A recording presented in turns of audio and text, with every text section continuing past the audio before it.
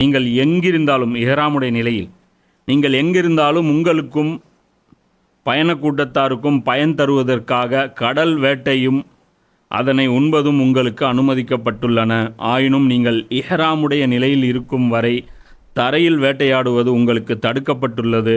யார் முன்னிலையில் நீங்கள் அனைவரும் ஒன்று சேர்க்கப்பட இருக்கின்றீர்களோ அந்த இறைவனுக்கு மாறு செய்வதை தவிர்த்து வாழுங்கள்.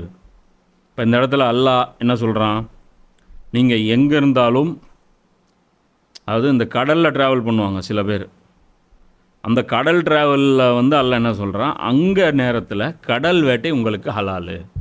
இப்போ மீன் நீங்கள் சாப்பிட்லாம். இப்போ ஏன் கடல் பயணத்தில் அல்லாஹ் ஹலாலுன்னு சொல்கிறான்? தரைவழி பயணத்துக்கும் கடல் வழி பயணத்துக்கும் வித்தியாசம் இருக்குது. தரைவழி பயணத்தில் நீங்கள் கால்குலேட் பண்ணி நீங்கள் நினச்ச நேரத்தில் கிளம்பி நினச்ச நேரத்தில் போக முடியும். முன்ன பின்ன சும்மா லைட்டாக தான் ஆகும். ஒரு அரை நாள் ஒரு நாளுக்குள்ளே தான் உங்களுடைய அந்த முன்ன பின்ன வரும். ஆனால் கடலுங்கிறது அப்படி கிடையாது. கொந்தளிச்சிச்சுன்னா நிறுத்திடணும், போக முடியாது ஃப்ரண்ட்டில்.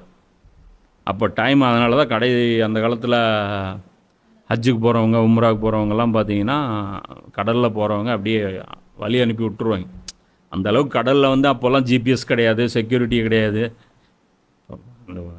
யார் நம்ம இவன் கொலம்பஸு, அந்த பக்கி வந்தது இந்தியாவை தேட, போய் சேர்ந்தது அமெரிக்காவுக்கு. ஆக்சுவலாக அவன் டிசி மிஸ்ஸு. இந்தியாவுக்கு போடான்னா அந்த காம்படிஷனில் போய் அங்கே போய்ட்டு அமெரிக்காவே கண்டுபிடித்தார் கொலம்பஸ்ன்னு. உன்னை எதை கண்டுபிடிக்க சொன்னமோ அதுதான் நீ கண்டுபிடிச்சிருக்கணும். நீ இதை கண்டுபிடிக்கிட்டு அங்கே போயிட்ட. அது அப்போ எவ்வளோனா இப்போ கடல் பயணம் போயிரு, அவனுக்கு தெரியாது. அங்கே போயிட்டு அவன் நினச்சிட்டான் இந்தியா வந்துருச்சுன்ட்டு. புரியுதா?